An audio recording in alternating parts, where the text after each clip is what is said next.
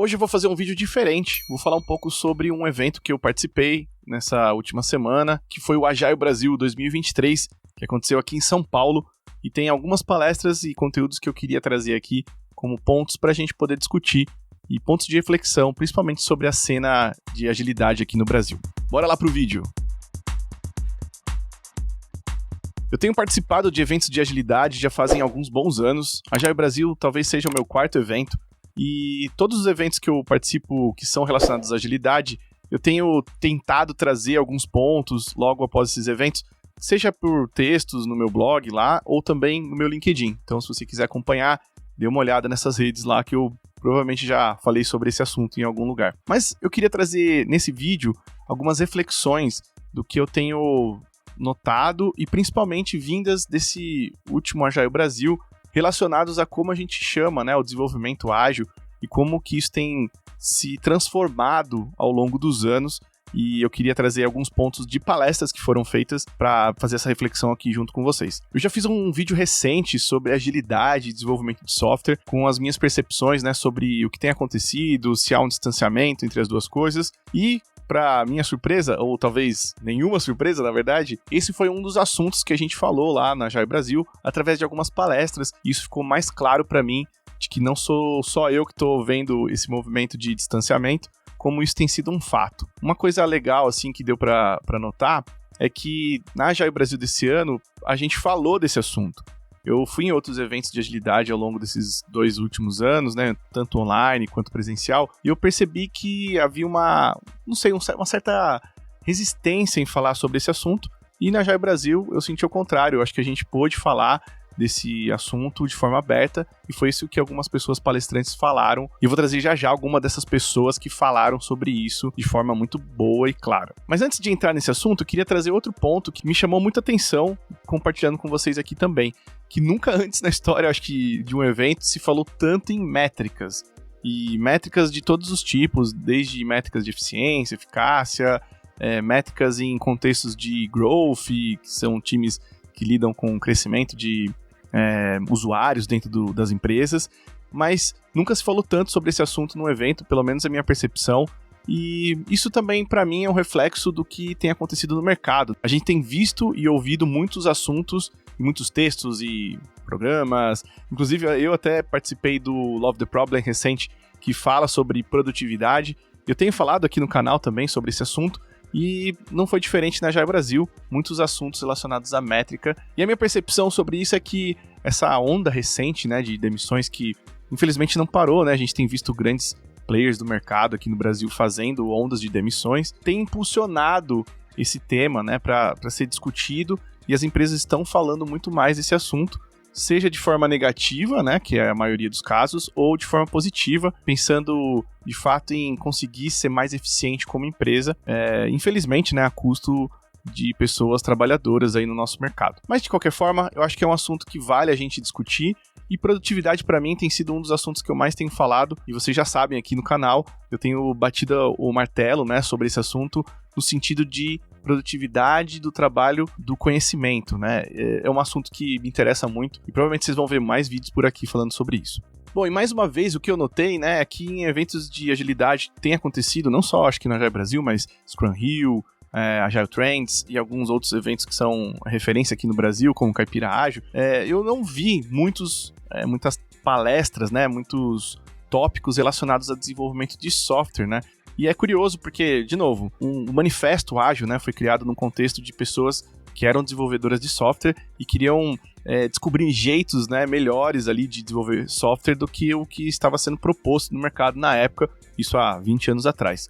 Óbvio que tem outras teorias e outras metodologias, ou não sei, talvez abordagens, né, como o Lean ou o Kanban, que não nasceram especificamente de desenvolvimento de software, mas ao mesmo tempo me chama atenção, né, esse movimento de afastamento, e isso foi discutido lá na Agile Brasil. Alguns palestrantes, por exemplo, o Rafa Albino, o Rafael Cáceres, que eu já vou comentar também desses dois palestrantes que falaram lá na Agile Brasil, e eles trouxeram, né, esse ponto, né, de poucas pessoas agilistas com contexto de desenvolvimento de software, mas não só isso, né, poucas pessoas desenvolvedoras presentes num evento de agilidade. Então existe um distanciamento que está muito claro e óbvio pra gente, e talvez seja o momento da gente começar a ressignificar o que a gente chama de agilidade, principalmente para as pessoas que estão num contexto de engenharia de software. Eu gravei um podcast também sobre esse assunto lá no evento, foi legal. O Lula que me convidou, o Lula é um grande amigo, falei um pouco lá junto com o Fusca e o Ibson, que são outras duas referências aí na comunidade ágil, sobre esse assunto, discutindo um pouco também se agilistas deveriam ter sido desenvolvedoras de software antes de serem agilistas. É um tema polêmico, eu vou deixar esse assunto correr lá no episódio que foi gravado, mas um que eu quero trazer em breve é se desenvolvedores de software deviam aprender sobre agilidade, ou deviam mergulhar um pouco na abordagem ou nos valores do Manifesto Ágil. Logo mais eu solto esse vídeo para vocês aqui. Mas para encerrar esse vídeo, eu queria trazer um dos temas que foi, acho que, o mais quente e foi comentado em 3 palestras. Eu até brinquei com a Mari, com o Rafa Albino e o Rafa Cáceres, que talvez eles tenham combinado aí de fazer essas palestras, porque os assuntos eles estavam super conectados, assim. Então a primeira talk que eu vi foi do Albino. Rafael Albino é uma referência, né, no Brasil de agilidade. Para mim também é uma referência, assim, né, não tem nem discussão sobre esse assunto. Mas eu percebi, né, na palestra dele que ele trouxe muito sobre o contexto, né, da agilidade e como a gente enfrenta as mudanças, né. E principalmente ele trouxe a teoria U ali nos seus slides, né, na hora de discorrer e fazer o storytelling. E de uma forma super desmistificada, né, super didática, assim como o Rafa sempre tem feito os conteúdos dele. Inclusive, sigam ele aí no LinkedIn, que ele tem postado bastante coisa legal. É um cara referência, assim, no Brasil e talvez mundo. O ponto que mais me chamou atenção, né, foi sobre ter a mente, o coração e a vontade abertos, né, para você poder enfrentar as mudanças de uma forma que seja menos dolorida, ou talvez que tenha uma jornada mais clara, né? Até porque mudanças vão causar dores, isso é comum, isso é normal, e isso é esperado de uma mudança, mas como a gente pode enfrentar, passar por essa jornada de transformação nas empresas, que tire os nossos vieses, ou pelo menos diminua, né, os nossos vieses, e que a gente consiga realmente ter essa vontade aberta, ter as intenções explícitas, né, declaradas, né, que a gente consiga fazer uma visão do todo na hora de trabalhar com mudanças. Uma outra palestra que também se conecta com o futuro, né, da agilidade foi da Mari Graff. Mari Graff também é referência no Brasil sobre agilidade. Já trabalhei com ela, assim, foi um prazer, assim, trabalhar juntos. E uma coisa que ela trouxe, assim, né, na palestra dela foi a história dela dentro da comunidade de agilidade, passando desde a história dela ser voluntária e depois palestrando no evento também. E agora foi convidada para ser uma keynote também do evento, né, nessa edição de 2023. Então, foi legal ela trazer um pouco desse contexto, né, do que ela viveu e das coisas que ela enfrentou também, de dificuldade, desse movimento, né, que tem acontecido nos últimos anos de agilidade acabar sendo desconsiderada em algumas empresas, ou o papel, né, que ela sempre exerceu como agilista nesses últimos anos, né, ter sido questionado em alguns lugares, e como que isso impactou talvez o como ela se via dentro da área. E foi legal essa forma aberta, né, de colocar, forma aberta e vulnerável também, né, de colocar esse assunto.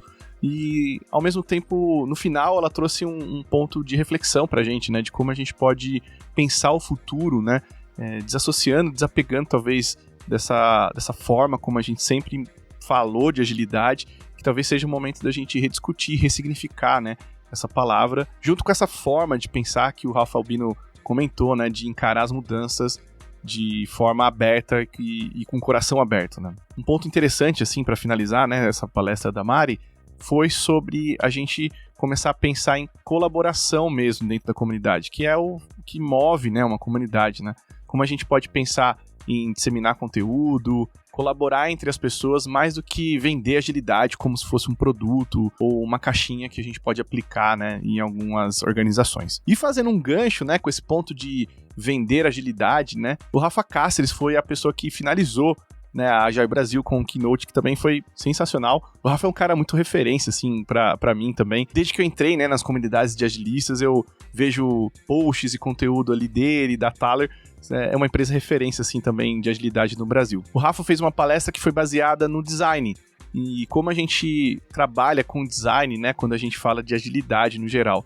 É o design do trabalho, na verdade, né? E tem uma frase que ele citou que pra mim devia estar na cabeça de todas as pessoas que trabalham com desenvolvimento ágil no geral, que é a que nós somos, né, designers de um trabalho do conhecimento. Eu já tenho falado muito aqui, né, sobre o trabalho do conhecimento e quais as implicâncias, né, desse trabalho, as mudanças de paradigma que a gente tem que encarar quando a gente fala sobre esse tipo de trabalho, e o Rafa trouxe esse ponto, né, da gente ser designer do trabalho de conhecimento. Gostei muito dessa abordagem que ele usou. E já que a gente precisa ser, né, essas pessoas designers do trabalho, né, do conhecimento, a gente precisa estar aberto a fazer interpretações contínuas, né, ele cita isso também num dos slides, que eu até tirei uma foto na hora, e eu acho que é isso, né, a gente precisa, de fato, a cada momento, pensar em como a gente ressignifica o trabalho, né, e esse eu acho que é o trabalho que ele cita, né, de design do trabalho do conhecimento, né? Pessoas que vão olhar, né, o trabalho e ressignificar ele para que faça sentido, né, para o contexto das empresas, das organizações, principalmente nesses momentos, né, que a gente tem enfrentado de crise, de mudanças drásticas do mercado, né. Até o fato da gente não pensar mais em vender ágil, né, como a Mari comentou, né, da gente colaborar mais e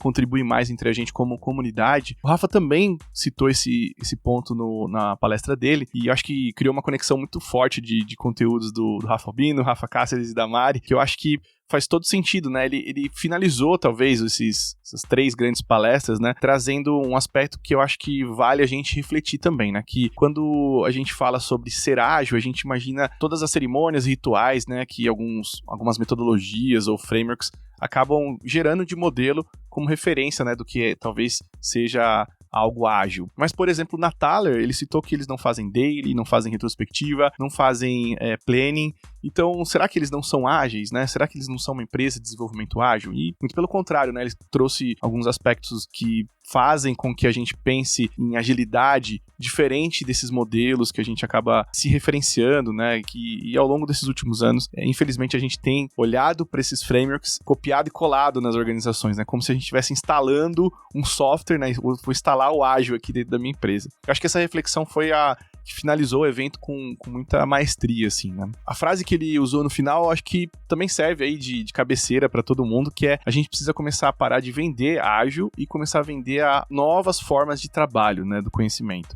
Como a gente pode ressignificar esse trabalho. Fica a dica aí para você seguir essas 3 pessoas que são super referências aí pra mim na discussão de agilidade e no cenário ágil aqui no Brasil. Espero que você tenha curtido. Esse vídeo foi um pouco diferente, eu falei um pouco sobre esses conteúdos. Eu vou tentar referenciar todos eles aqui também no vídeo, deixar o link pelo menos dos perfis das pessoas, porque eu não sei se as palestras já estão disponíveis. Se tiver, eu atualizo aqui também a descrição para você poder assistir ou até mesmo ver os slides. Espero que você tenha curtido. Te vejo no próximo vídeo.